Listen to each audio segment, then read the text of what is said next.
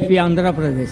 अच्छा, मेरा सवाल है, एक लड़की का शादी एक लड़का से हुआ, उन लोग 5 भाई आए, लेकिन बड़ा भाई से शादी हुआ। अच्छा, वो मर गया, सेकंड वाला को शादी किया, वो भी मर गया, तीसरा को शादी किया, वो भी मर गया, लास्टली सबको शादी किया, लड़की भी मर गया। वो लोग मरने के बाद में किसकी बीवी है?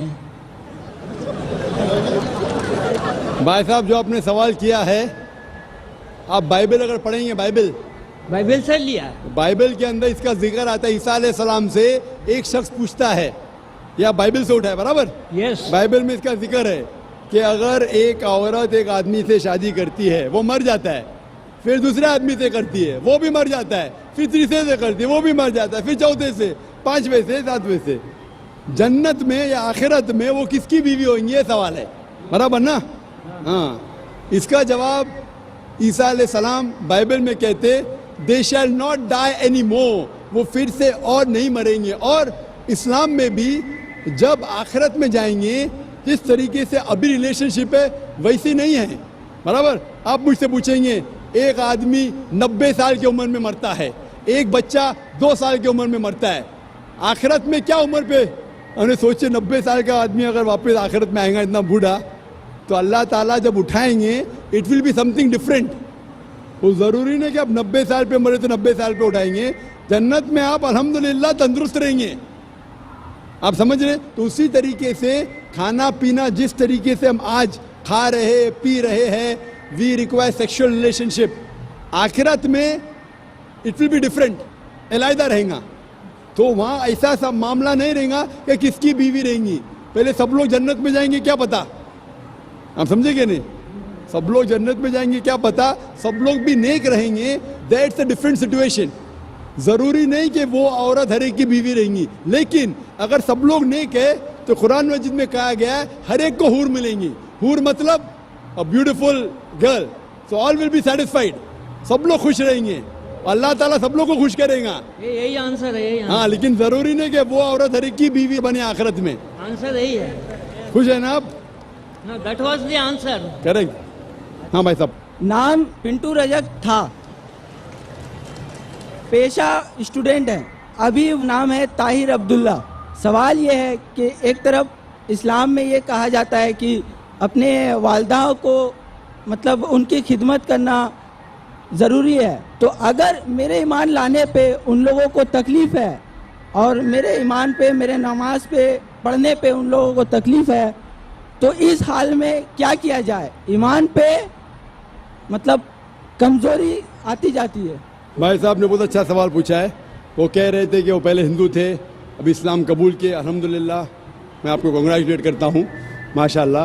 वो कह रहे हैं कि अभी इस्लाम कबूल करने के बाद अगर उसकी माँ या उसके वालिदैन दोनों एतराज़ करते हैं नमाज के ऊपर, तो भी क्या मुझे उसकी इज़्ज़त करना चाहिए? क्या मुझे उनकी खिदमत करना चाहिए?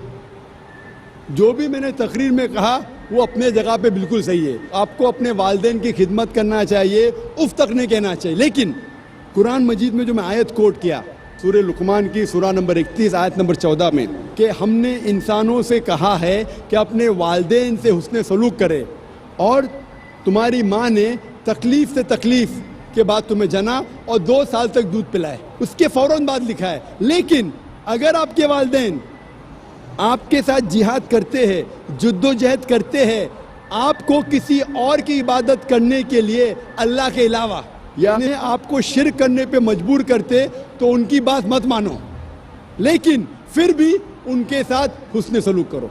तो कुरान में ये लिखा है कि आपके वालिदैन की इज़्ज़त करो, हुस्न सलूक करो, लेकिन अगर वो अल्लाह के खिलाफ जाते हैं या अल्लाह के रसूल के खिलाफ जाते, उस वक्त आपको उनकी बात नहीं मानना चाहिए, लेकिन फिर भी हुस्न सलूक करना चाहिए। तो वो अगर बोलते नमाज मत पढ़ो, आपको नमाज पढ़ना चाहिए, लेकिन फिर भी उनके साथ प्यार से पेश आना चाहिए। आपका फ़र्ज़ है कि आप आपके वालिदैन के, भले वो मुशरिक है, भले वो गैर मुस्लिम है, फिर भी आपको उनके साथ प्यार से पेश आना चाहिए, ये फ़र्ज़ है आपका।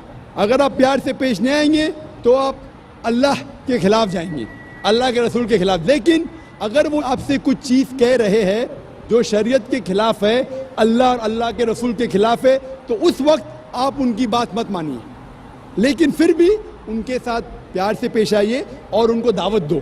ان کو لگنا چاہیے کہ میرا بیٹا ابھی اسلام قبول کرنے کے بعد اتنا دیالو ہے, زیادہ پیار کر رہا ہے مجھے, بھلے میں ان سے ٹوک رہی ہے پھر بھی پیار کرتا ہے, میری خدمت کرتا ہے, میری دیکھ بھال کرتا ہے. اتنا متاثر ہونا چاہیے کہ وہ بھی اسلام قبول کرنا چاہیے. Hope that answers the question.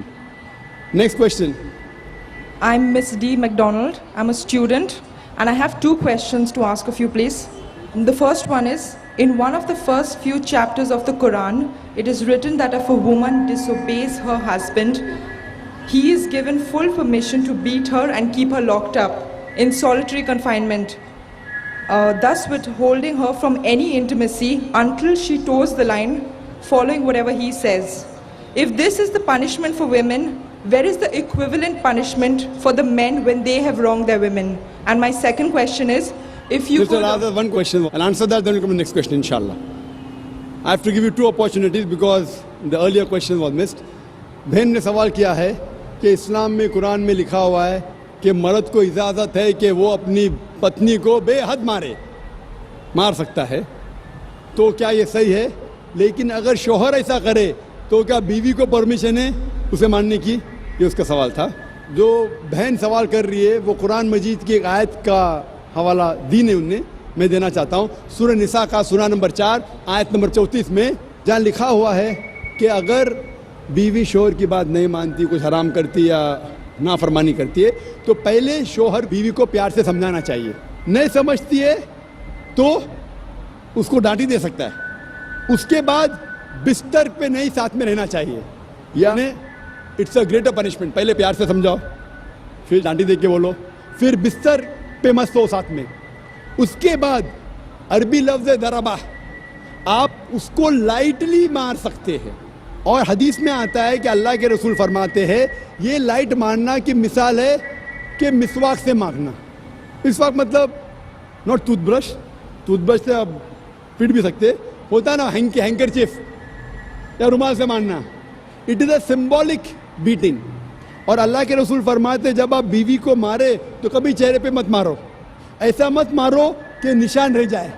اس کا مطلب یہ مارنا صرف ایک چیتاونی ہے, کہہ رہا ہے آپ لمٹ کے باہر جا رہی ہے. تو یہ مارنا is more of a symbolic beating, it is not a physical pain. وہ شوہر جب بیوی کو مارتا ہے اس کو درد پہنچانے کے لیے نہیں مار رہا ہے, کیونکہ اللہ کے رسول نے کہا کہ چہرے پہ مت مارو, نشان نہیں آنا چاہیے. اس کا مطلب آستے سے مارو. کیوں؟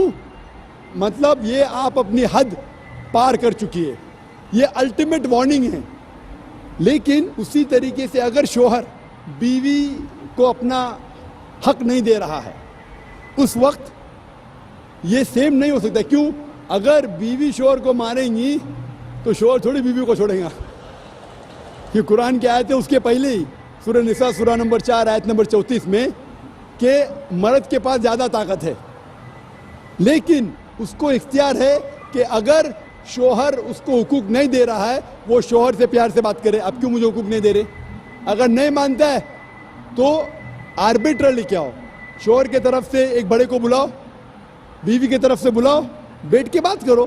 پھر بھی نہیں ہوتا ہے, حقوق نہیں دے رہا ہے, تو وہ جا کے قاضی کے پاس نکاح فسخ کر سکتی ہے. نکاح فسخ مطلب اگر شوہر اس کے حقوق نہیں دے رہا ہے, مثال کے طور پہ روز مارتا ہے, روز گالی دیتا ہے, حق نہیں دے رہا ہے, تو وہ قاضی کے پاس جا کے نکاح فسخ کر سکتی ہے, مطلب nullification of the marriage. Hope this answer the question sister. آپ کا کوئی دوسرا سوال ہے تو آپ پوچھ سکتے ہیں, آپ یا دوسری کوئی غیر مسلم خاتون. I would like to know a little more about the Ahmadi sect, because I only know that